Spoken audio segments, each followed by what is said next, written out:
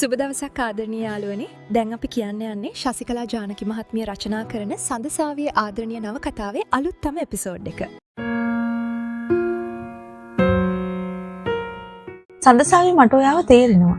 ඒ වගේම මම පෞද්ගලිකව කැමති ඔයා මා ළඟ වැඩ කරනවට. නමුත් සඳසාවි ගැටලුව ඒක නෙවෙයි.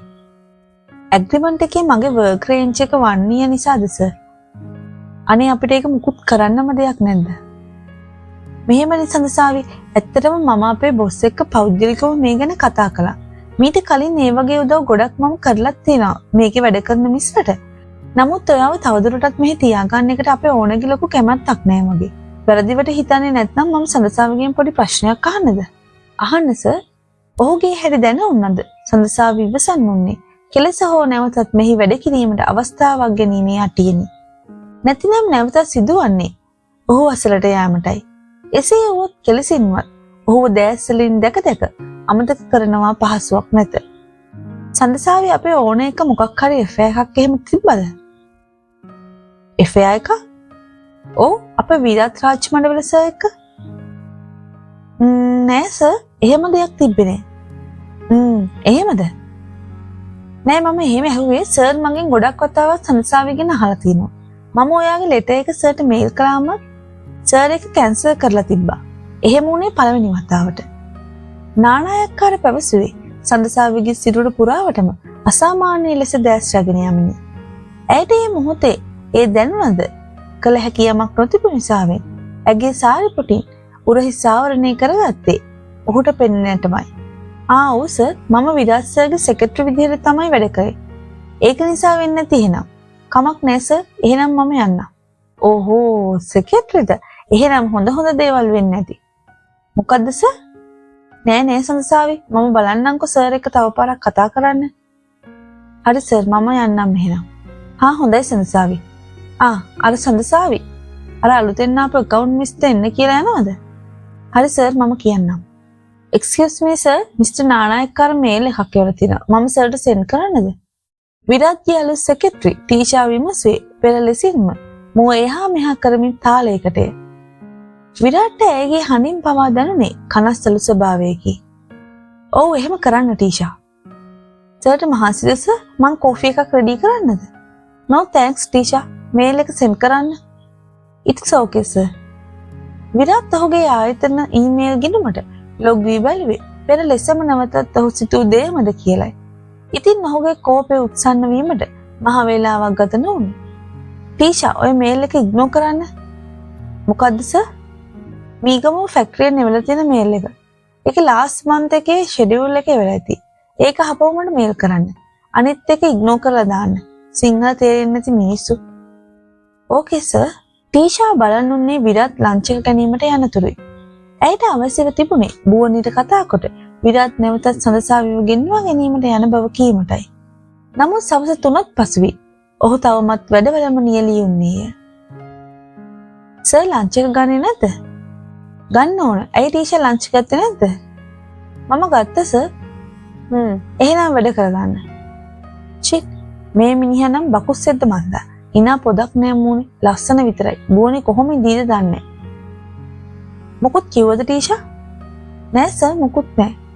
ටීෂා එකම ඉරියව්වෙන් වාඩි වී බලන් උන්නේ විරාත් දෙසයි.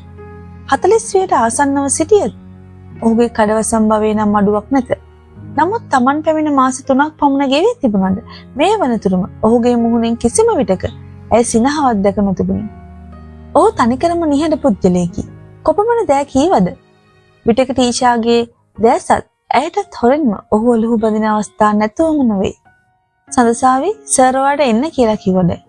නිකිටි ෆයිල් කිහිපයක් සඳසාවිගේ මේසේ මත තබමින් ඇය ඉදිරියේ පුටුවෙන්ම වාඩි වූවාය. දැන් ඇයි දන්නේ? ඒක නම් දන්නේ ගුඩ් නිවුස් එකක් තියෙනවා කිව්වේ. අප්පා මන් දන්නේ මේ මිනිස්සුත් වෙලාවකට පරාලැනිය. මටත් තේරෙනවා ඒක නම්. දැන් පැයක් විතරම සර් ළඟනේ. සඳසාවි විහිළුවට මෙන් පැවසුවා නිකිටිට තරහ ගියේ ඇයි කොහොමවත් නානායක්කාරහට කැමැත්තක් නොමැති නිසායි. ඔව් ගිහින් බලපංකෝ අනිත් එක්කෙනාව පැය දෙකකටවත් එවයිද කියලා. අපෝ මටත් දැන් ඉතින් පරාලෑනියක් තමයි සෙට් වෙන්නේ. මොනව කරන්නද ඉතින්? ගිහින්ම බලන්නම්කෝ. ඔයාගේ ෂුගර් ඩැඩි ඉන්නේ සුදු, ගිහින් බලන්න. අනේ මේ නිකිනි මම කිව්වා කියලා හිතා ගන්න. නානගේ ඔයාගේ වෙඩිමද? මෝඩි. සඳසාවේ අතේ තිබූ කොළයක් ගුලිකොට නිකිනිදසට විසි කරමින් මැනේජර්වරයාගේ කුටිය බලා පිටත් වූවාය. "එක්ස්කියුස් මී සර්." සඳසාවේ එන්න. ඔයාට මට කියන්න තියෙනවා ගුඩ් නිවුස් එකක්. "මොකද්ද සර්?"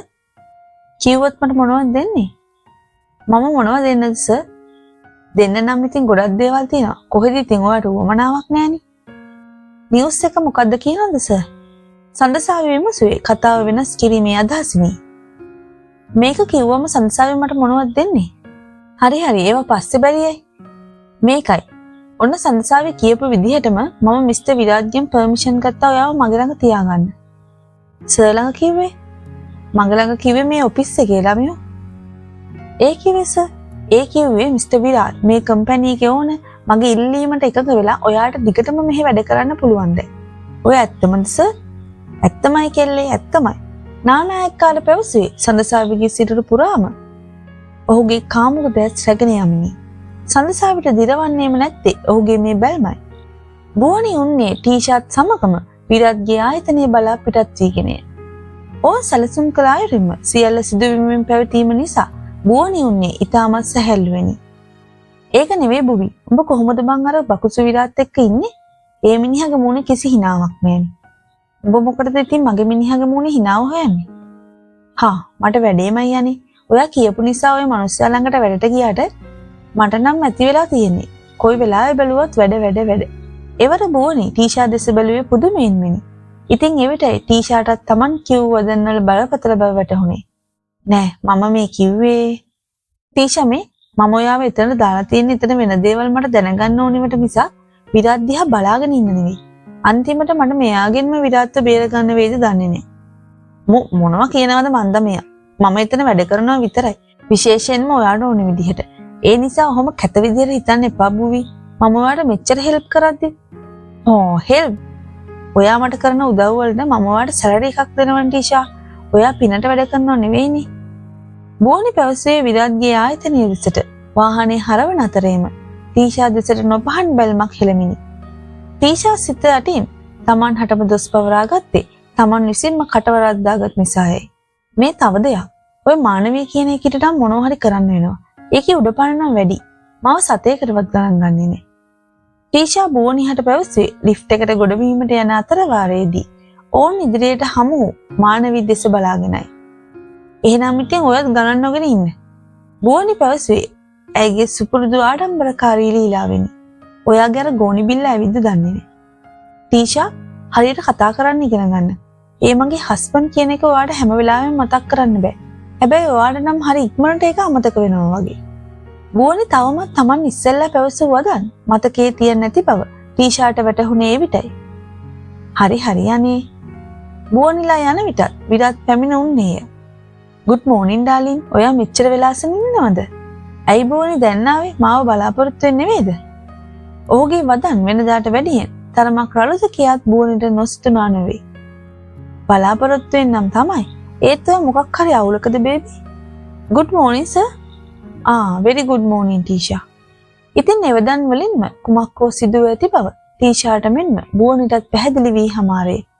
ඔවුන් දෙදෙනාම මුහුණින් මුහුණ බලාගත්තේ ඔවුන් කළ වැඩේ ඔහුට හෙළි වී ඇද්ද සැකේනි. "ටීෂා තමුන් මම මේ කියන එක හොඳට අහගන්නවා. බුවනි ඔයාටත් එක්ක මම මේ කියන්නේ." "සර් තමුන් මගේ සෙක්‍රටරි මිසක් මගේ අම්මා නෙවෙයි. ඒක නිසා තමුන් කරන්න ඕනි මම කියන දේ විතරයි. තේරුණාද තමුන්ට?" "ඇයි බබා ටීෂා මොකද්ද කරලා තියෙන්නේ?" "ඇයි ඔයාගේ මේ මැංගෝ ෆ්‍රෙන්ඩ් කිව්වේ නැද්ද මොකද්ද කළේ කියලා?" "මොකද්ද සර්?" "තමුන්ට මම ඊයේ කිව්වේ මීගමුව ෆැක්ටරියෙන් ආපු මේල් එක ඉග්නෝර් කරන්න මිසක් ඒක ටේක් ඕවර් කරන්න නෙවෙයි. තමුන්ට අදාළ රාජකාරිය විතරක් කරනවා ටීෂා. එහෙම නැත්නම් මෙතනින් අයින් වෙලා ඕනි මඟුලක යනවා. කොහොමද මම තමුන් ගැන ඉක්මනටම තීරණයක් ගන්නවා." "ඇයි විරාත් ඔයා ඔච්චර කේන්ති ගන්නේ? ඇයි ඔයාගේ එක්ස් සෙක්‍රටරිව ආපහු මෙහාට ගන්න බැරි වෙන්නේ නිසාද?"